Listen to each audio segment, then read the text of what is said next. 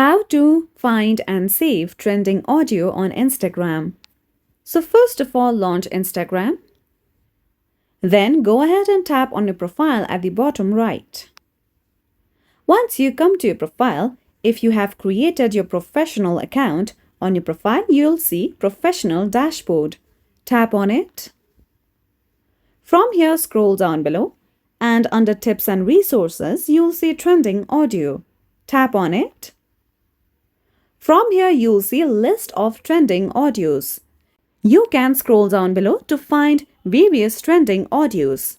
Now, beside each and every audio, you'll be able to see a bookmark icon, which is the option for save. So if you tap on the bookmark icon, you will successfully be able to save that audio on your Instagram account. You will be able to find the saved audio if you go to your profile and tap on the hamburger icon. From here, if you go ahead and tap on Saved and go to the category of audio, over here you'll be able to find saved audios.